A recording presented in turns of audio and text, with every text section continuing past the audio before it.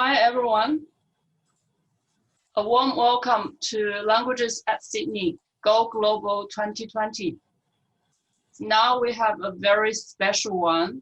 Usually we'll have this one face-to-face, but this year it's a very special one. So we have that on Zoom. Now we'll present the Chinese immersion webinar. And first of all, we acknowledge the tradition of custodianship and law of the country on which the University of Sydney campuses stand.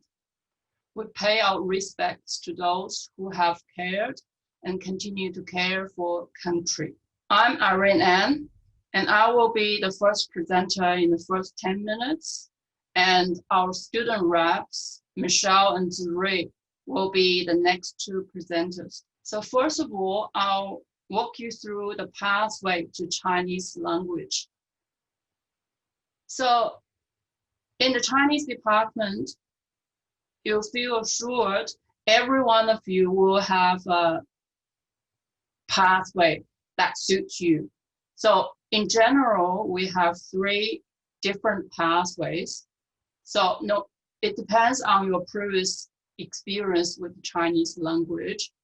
So if you are a complete beginner or you have very little learning experience, so say you only know a few words like 你好 or 再见, and you can join our introductory group. And if you do HSC beginners, so we have intermediate. Normally we have, so for introductory, we have 1A and 1B, we have 2 units. So depending on how much, you do not necessarily begin with 1A. So you have a chance, if you have more knowledge, so you have a chance to start with 1B. So normally what we do here at Sydney University in the department, we'll run a placement interview. So you make an appointment with one of the academics, and then we'll give you a placement interview, and then we'll see which level you start. So which level and which unit study fits you the best. And for the HSC beginners, similarly, so normally HSC beginners will join our intermediate.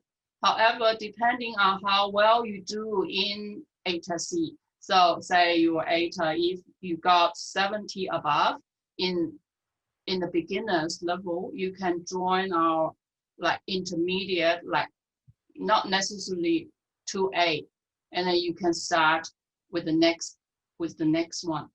And also, so if you do continuous, you can also start with intermediate. So we have 3A and 3B.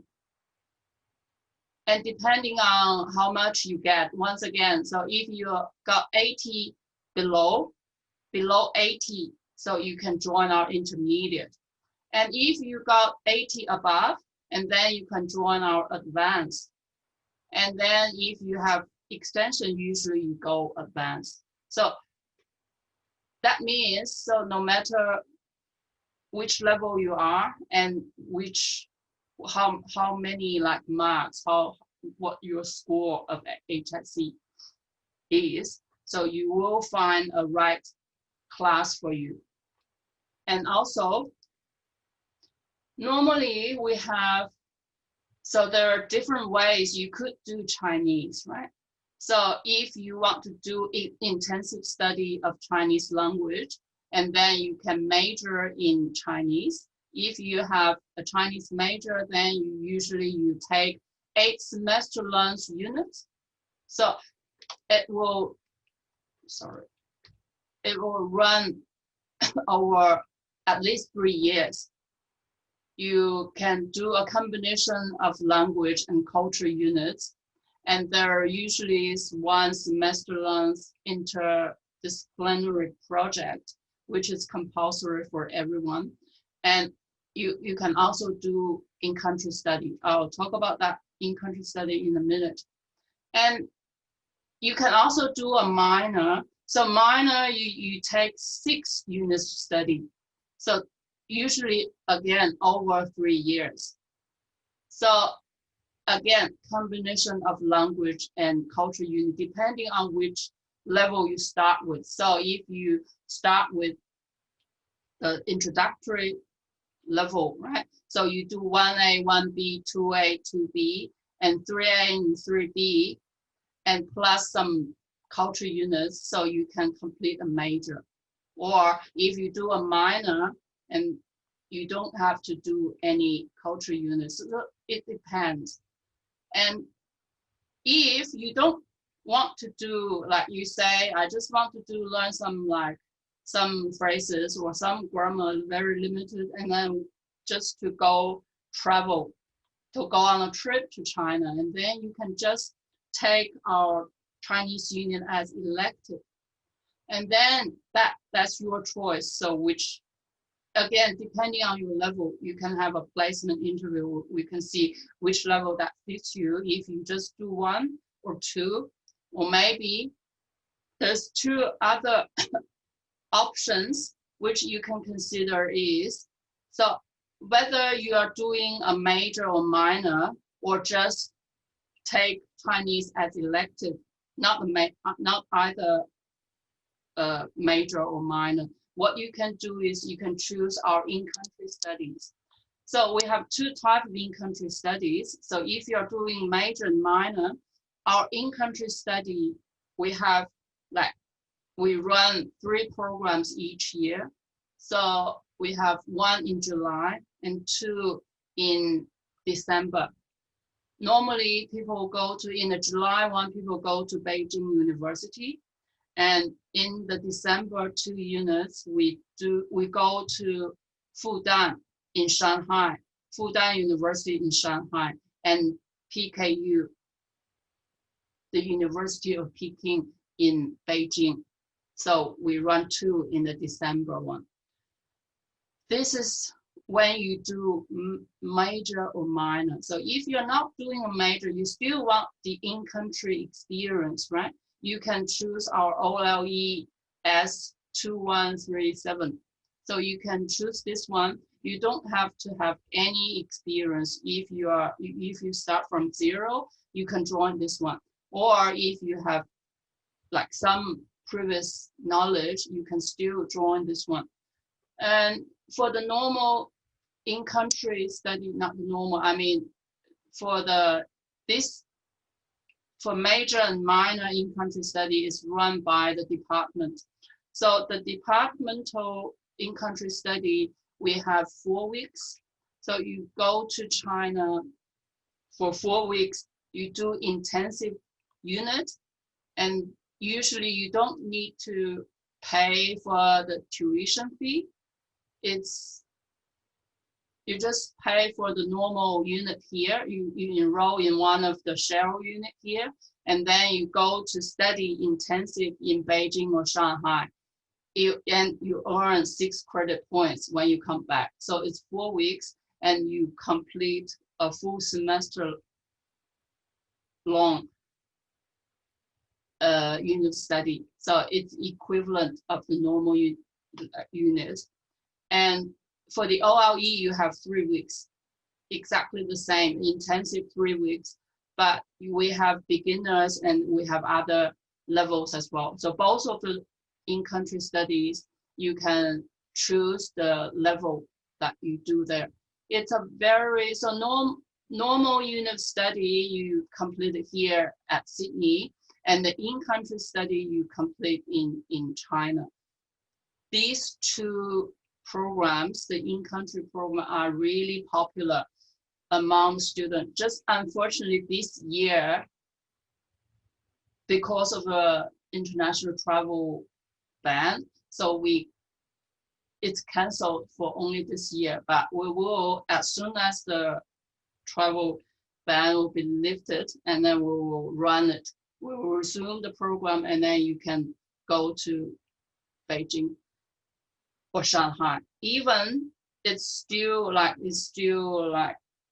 if the pandemic situation is not changing for better, So what we are planning doing is, so we're planning to run that online.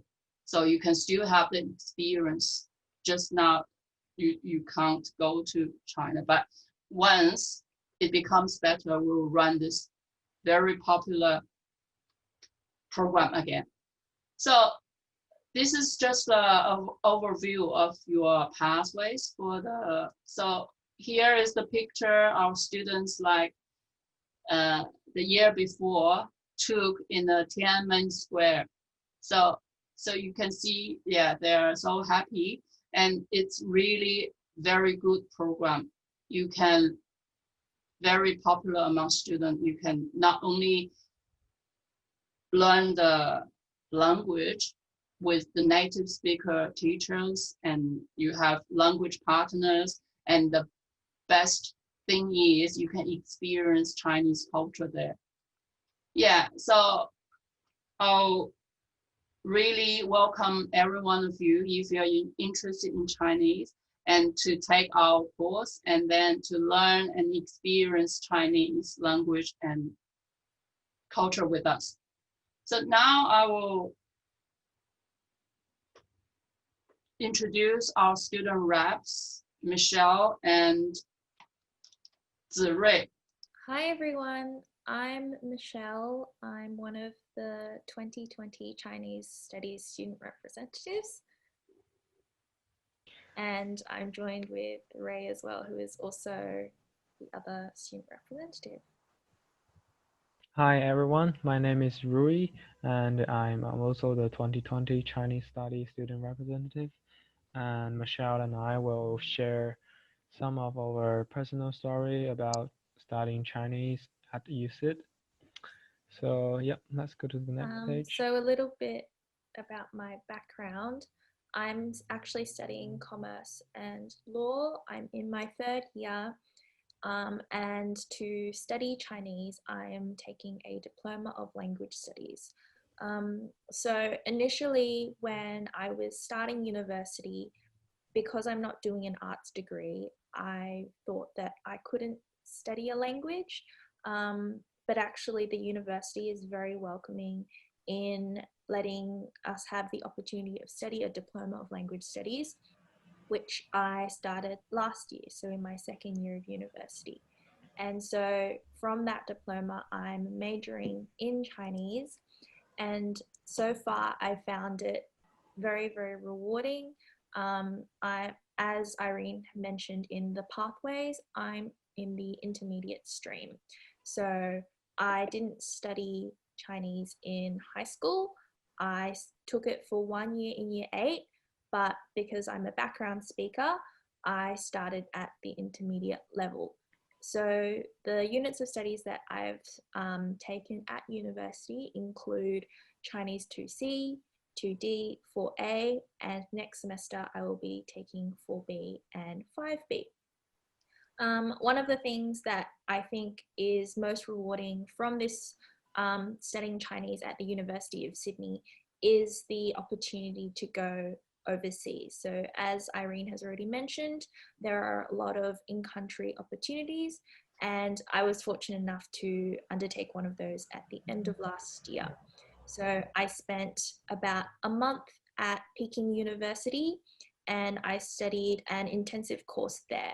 So what that was like was every day for 4 weeks we had classes. So in the mornings we would have language classes and culture classes, and then in the afternoon we were free to do our own activities, complete the homework that was issued to us, and we would do the same thing every single day. That it was very rewarding because it's a very unique experience, because I've never studied in China, and having that experience and being in a classroom with lecturers and tutors who are from that university and represent that university is a very, very rewarding experience from my own development in Chinese. And obviously there's also the perks of being able to explore the city in your off time and doing all of those fun activities. And that's it. Rui, would you like to continue? Sure. So I come from a different background with Michelle. me, myself, I am a native Chinese speaker and I came to Australia since 2012. So I'm currently doing my Bachelor of Education and Bachelor of Arts, and I am in my 5th year.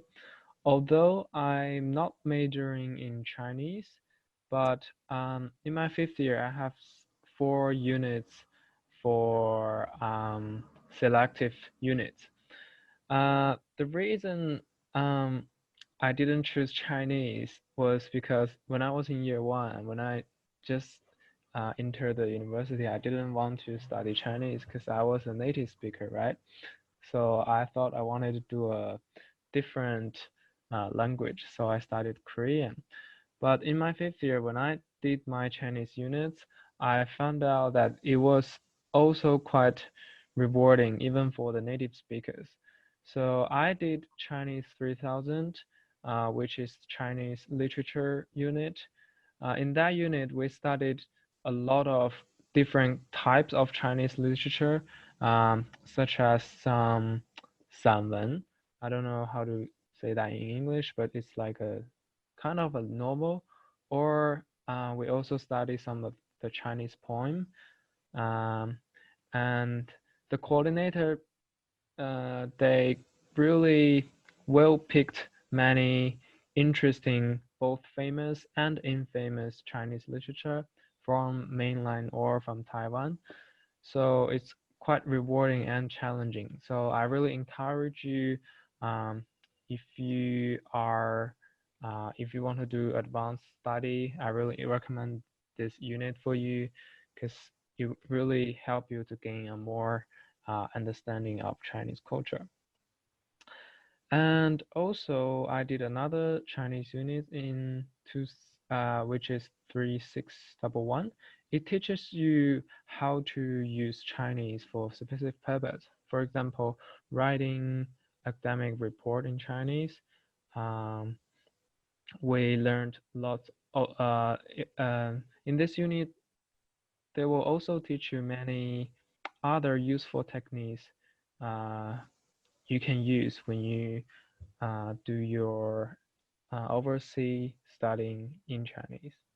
So yes, if you like to challenge yourself, I really recommend you to do the advanced study because you can learn a lot. Thank you.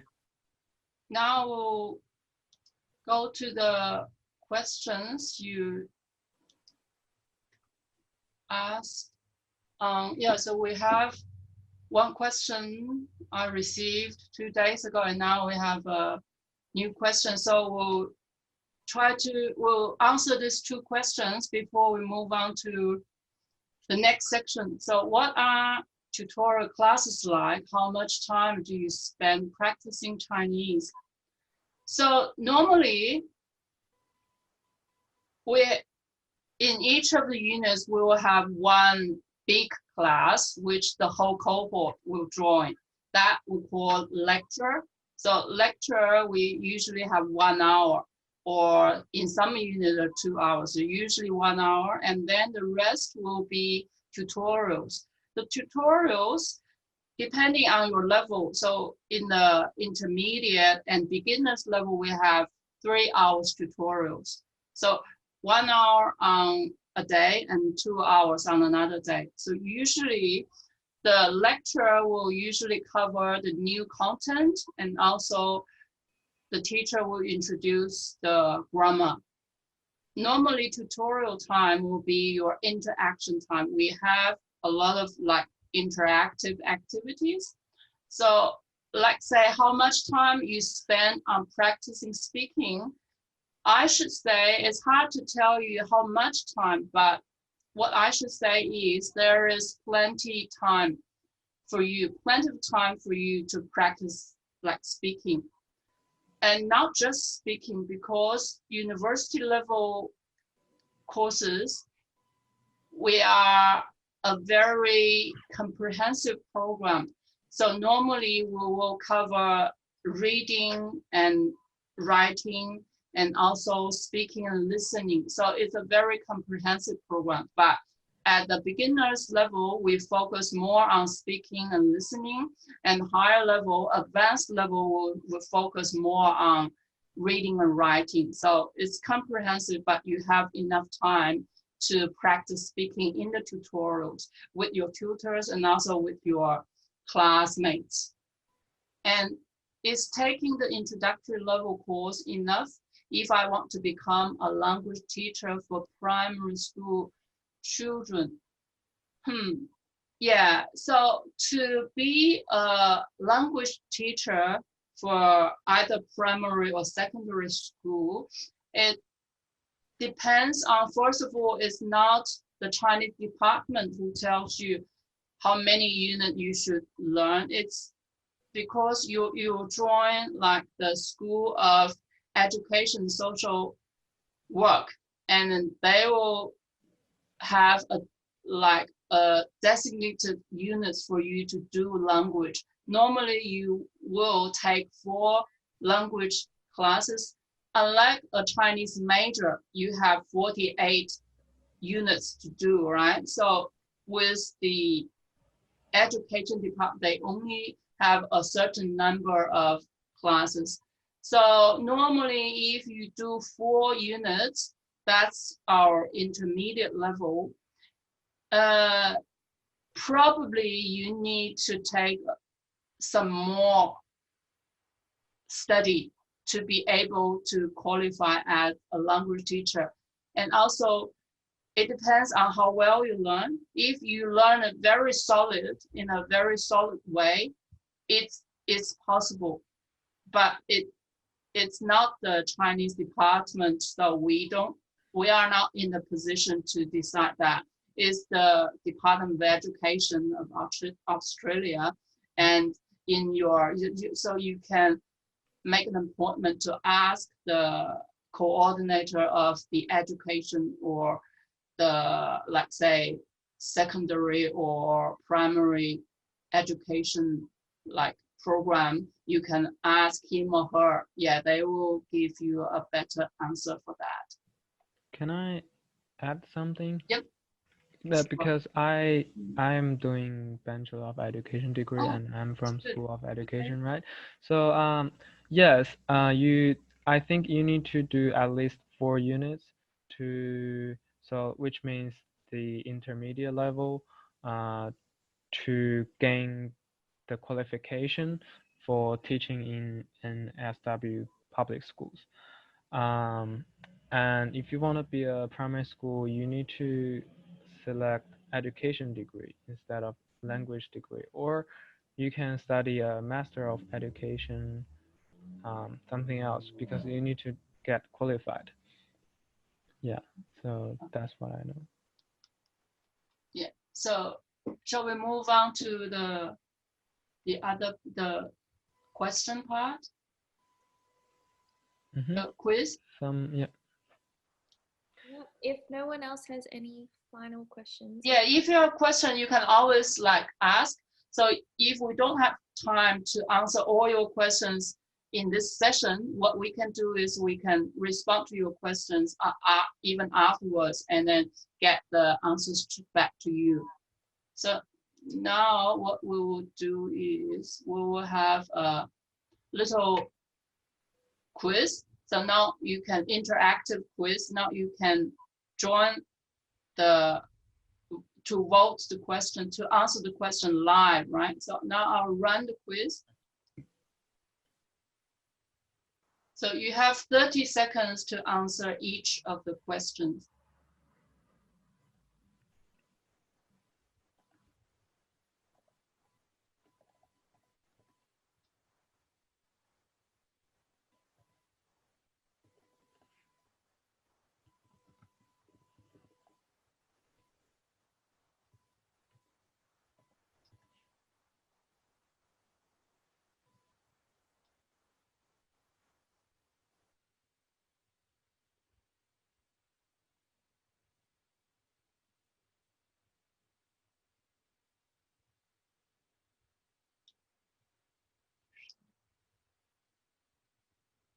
For this question, the idea that the universe is composed of 2 contrasting yet complementary energies is central to the Chinese concept of yin and yang. So what that means is yin is more cooling and passive and soft and feminine, whereas yang is by nature more masculine, warming, bright and strong. It's also a part of Chinese diet as well, where yin is more cooling foods, whereas yang is more warming foods. So that's just part of Chinese culture. Move on to the second question.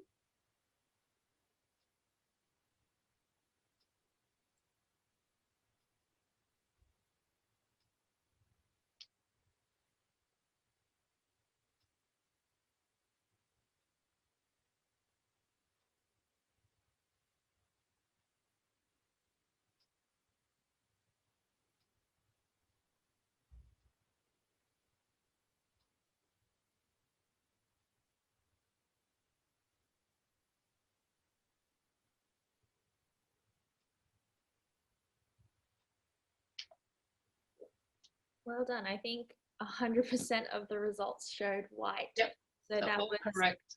the correct answer. In Chinese culture, white is the color of mourning and death, and it's worn at funerals, so it's considered unlucky. Question 3.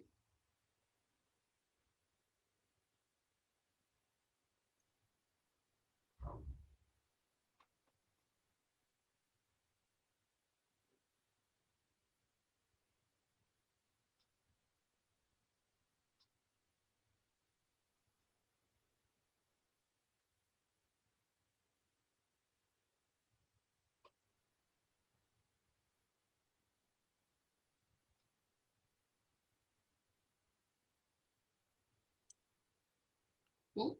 So we have different answers for this one.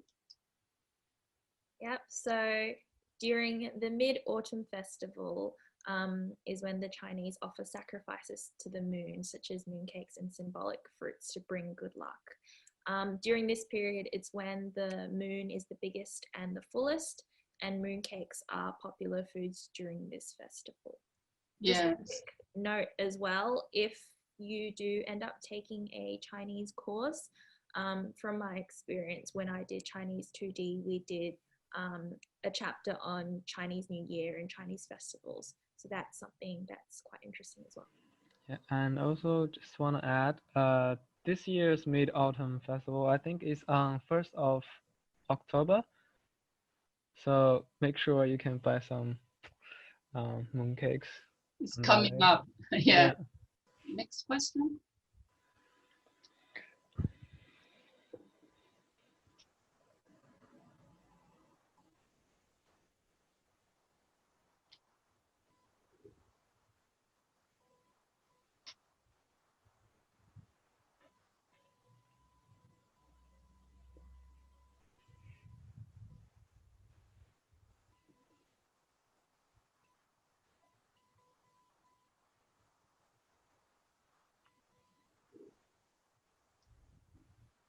Yep, well done. So the correct answer for this is the people of China. So on the Chinese flag, the larger star represents the Communist Party of China. The 4 smaller stars represent the Chinese people, and the color red represents the Communist Revolution. And the whole flag itself symbolizes overcoming difficulties and defeating dictators.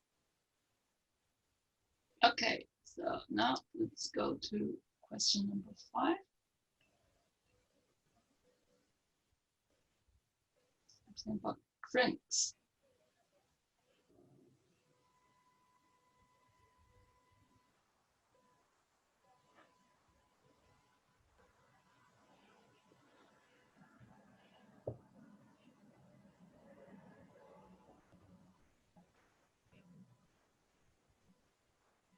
Well, they were a mixed bunch.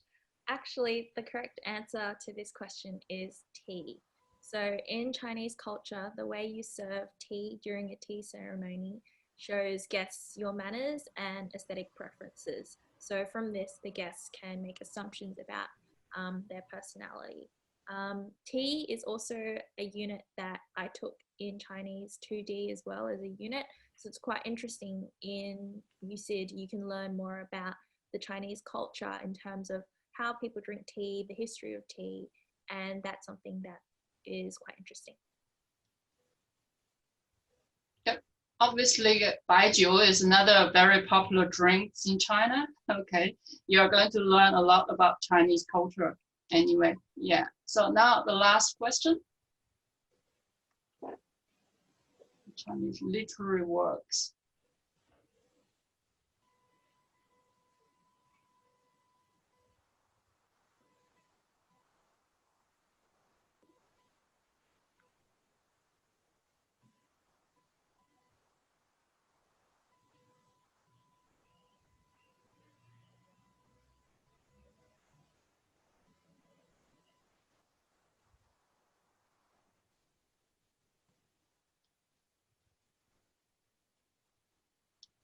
Good job. So the answer to this question is 三国演义. So that talks about the power struggle between three kingdoms and represents the title.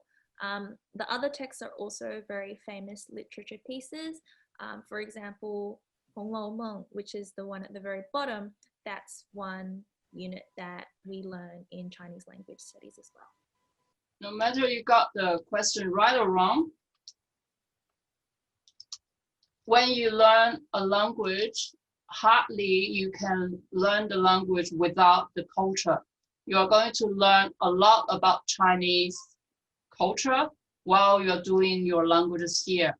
So you are most welcome to join us after like next year. So after your HSC, and hopefully we can see you in the future.